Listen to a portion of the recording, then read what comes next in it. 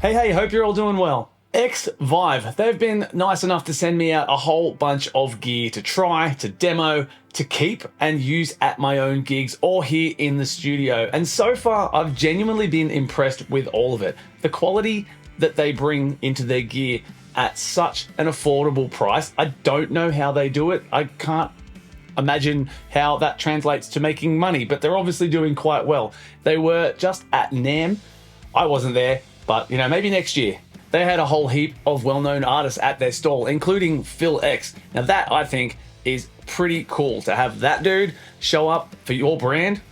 Nice. So obviously today I'm checking out the T9 in-ear monitors. So you can get these either by themselves or you can buy them in a bundle and get the U4 receiver with it as well. Obviously that will cost more, but together as a bundle saves you money rather than buying them individually. They were packaged really well. They came in this really solid foam insert. And like all of their products, it comes with this really cool solid case to protect your in-ears when you go places. There is a little manual in there as well, but you don't need a manual. That's why we come to YouTube. There's a few accessories that come with it as well. They've included this little pick and brush tool. Now that's important because you need to look after your in-ear monitors. Obviously there's wax in your ears and that wax is gonna get onto and into the in-ear monitors, and over time they get gross, they get clogged, and they don't work as well. So you use your little tool and you can clean them and hear everything just as good as day one. And they include a whole heap of tips for the in-ear monitors. So everyone's got different shaped ears, different shaped holes, and not one size is gonna fit everyone. So you get all these different options to try out. Now, I've always used just the foam tips, but recently I've been trying out these kind of plastic ones on all of my in-ear monitors. Tends to block out way more noise, and obviously the sound is going to go straight through the hole so you can still hear everything really clearly. And these are the monitors. They're clear, so you can see the drivers in there, and it's got the tube on the end. In the box, this will come separate to the lead, so you can see the little holes on the end there, and this end obviously has two little doobers that go into the holes.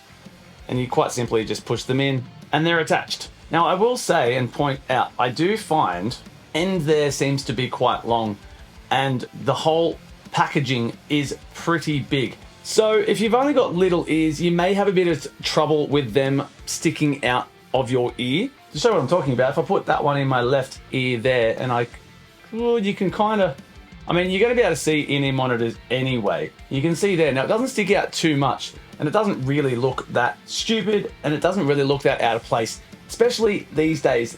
In-ear monitors are way more common, so most people are going to expect to see those anyway. So there's not really any way for me to let you hear how they sound, so you're just going to have to take my word for it. It does have dual balanced armature drivers, meaning two drivers. You've got one for the low end, one for the high end, so a sub and a tweeter. So you're going to be able to get that punch from the kick drum or the low bassy rumble that you want to have, and as well you're going to get that nice high end, so you're going to get the brightness from the vocals and the guitars, those kind of things coming through your mix. Now even with just two drivers, they are really quite clear. I'm genuinely impressed. They have a great frequency response all the way down to 20 hertz. So you're gonna get all that really low stuff, and then all the way right up to 16.5 kilohertz. So you do lose a bit right at the top, but end of the day, on stage, I tend to roll off that top end anyway, so I'm not gonna miss that. And the low end, 20 hertz, that's pretty low for me. I find on stage, I find all the extra oomph and washiness gets a bit overwhelming sometimes, so I tend to roll off the bottom end so it doesn't sound as muddy in my ears. But the fact that you can get down there and get that low end is pretty cool. Got quite a good length of cable on that, so unless you're about 20 foot tall, I think you'll be right. To wrap up, not only are the T9s affordable, they are perfectly balanced and give you a clear, crisp sound. Another product from Xvive that's genuinely blown me away. Thanks so much for watching. Stay tuned. See you next time.